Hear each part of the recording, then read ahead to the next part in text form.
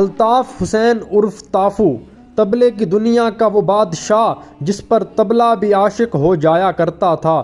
آج کی اس ویڈیو میں آپ کو الطاف حسین یعنی طافو صاحب کی زندگی کا مکمل خلاصہ بتاتے ہیں، کیریئر کی تمام معلومات، اور آپ نے پوری دنیا کے طبلہ نوازوں کو کیا چیلنج دیا اور پھر اس کے بعد کیا ہوا، اور اس سسپینس بھری کہانی کا اختتام بھی، اور آپ کے آخری وقت کی کچھ یادیں، سپر ہٹ گیتوں کی کچھ معلومات اسی مختصر سی ویڈیو میں آپ کو ہم بتائیں گے۔ لیکن بزم سعد چینل کو سبسکرائب کر دیں۔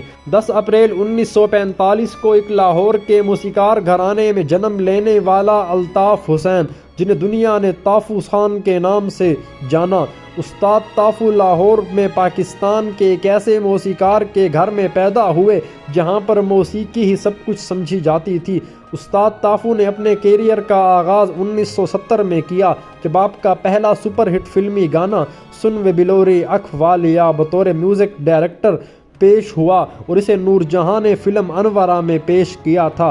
اس کے بعد آپ نے میڈم نور جہاں کے لیے ایک اور گانا بنایا جس میں بول تھے رب جانے سنو مار سٹیا۔ استاد طافو نے 100 سے زائد فلموں کی موسیقی ترتیب دی اور 230 گانے ریکارڈ کیے۔ نور جہاں، شوکت علی، عنایت حسین بٹھی، ناہید اختر اور نصرت فتح علی خان جیسے موسیقی کے فنکاروں کے ساتھ آپ نے کام کیا۔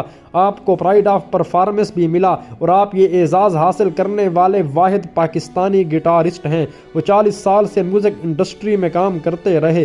12 سال کی عمر میں ایک گٹارسٹ کے طور پر کیریئر کا آغاز فلم آئینہ میں گٹار بجا کر کیا تھا۔ وقت گزرنے کے ساتھ ساتھ انہوں نے پاکستانی فلم بندش کے گانے سونا نہ چاندی نہ کوئی محل جانے من سے سولو گٹارسٹ کے طور پر مقبولیت حاصل کی۔ آپ فنکاروں کے ایک ایسے گھرانے سے تعلق رکھتے تھے جنہوں نے طویل عرصے تک ملک و قوم کی فنی خدمت کی۔ آپ کے بارے میں کہا جاتا تھا کہ آپ ایسے فنکار ہیں جو اگر طبلے پر کسی فنکار کے ساتھ کام کر لیں تو وہ فنکار مشہور ہو جاتا ہے۔ ناظرین، اب ہم آپ کو طبلے کے جادوگر کا وہ واقعہ بتاتے ہیں جب آپ نے بڑے بڑے موسیقاروں کو اور طبلہ نوازوں کو چیلنج کر دیا۔ اس کہانی کا آغاز کچھ یوں ہوتا ہے جب آپ اپنے استاد بھائی اور معروف طبلہ نواز شوکت صاحب کو طبلے میں چیلنج کرتے ہیں اور آپ کا یہ چیلنج ہوتا ہے طافو کی طرح کوئی طبلہ بجائے گا اس کو انعام دیا جائے گا، اور طافو ہر کسی کی طرح طبلہ بجا پائے گا۔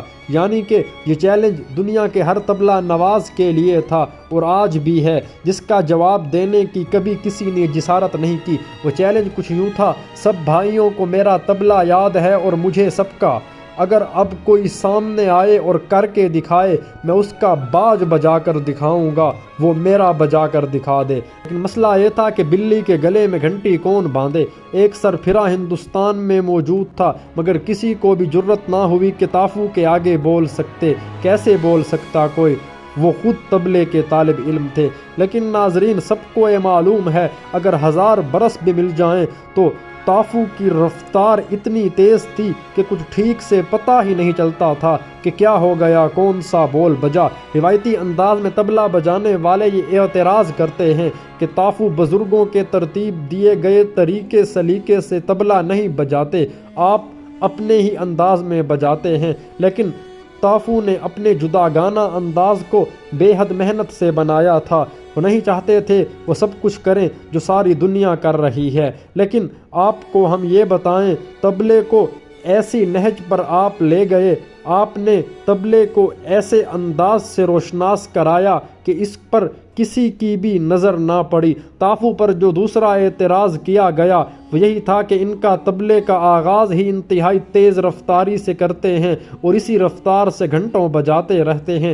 کسی نے کہا 1 گھنٹہ لوپ بجایا ہے، لیکن یہ بھی خراج تحسین ہو سکتا ہے کیونکہ لوپ تو کمپیوٹر ہی بجا سکتا ہے، انسان کے بس کی بات نہیں۔ ناظرین، میں آپ کو بتاؤں، طافو ایسے شاندار موسیقار تھے، اگر وہ چاہتے تو روایتی انداز میں طبلہ بجا سکتے۔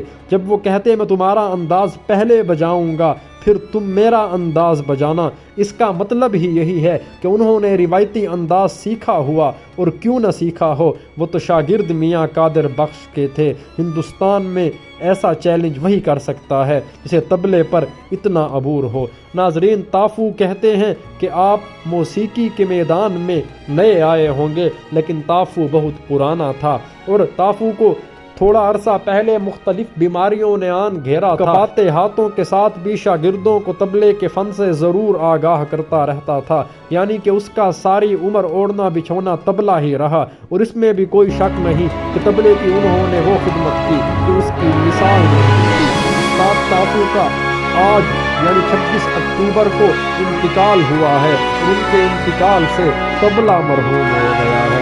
ناظرین، ہم بھی رب سے مغفرت کی درخواست کرتے ہیں اور دعا کرتے ہیں آپ بھی اس بڑے موسیقار کو دعاؤں میں یاد رکھیں۔